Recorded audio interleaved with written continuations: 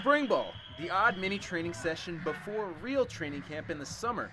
For Toledo head coach Matt Campbell, it's a chance to figure out how the heck to replace 5 starters on the offensive line. I think the challenge becomes on the guys that surround them, your tailbacks, your quarterbacks, your wide receivers, your tight ends, because again, it's a full 11-man group that's got to function together. And so I think you got to be able to take the heat off of those guys a little bit. Last year, the Rockets had the top offense in the MAC, mostly because they rushed for an average of 256 yards per game. Obviously, the men up front had something to do with that. With those guys gone, the competition for those 5 vacant spots has been intense.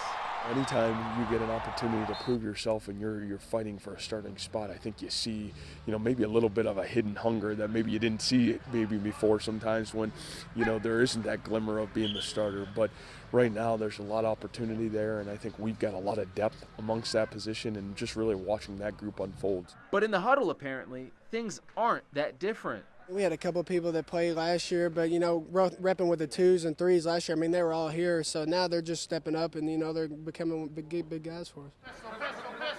Spring ball, a time for players to get acclimated to football life. And this spring, at least for Toledo, it's also a time to make each other better. I think that we have one of the best defensive lines in the conference, and if we can, help our line by going hard every day, it's going to do nothing but good for the team. Alex Glaze, NBC 24.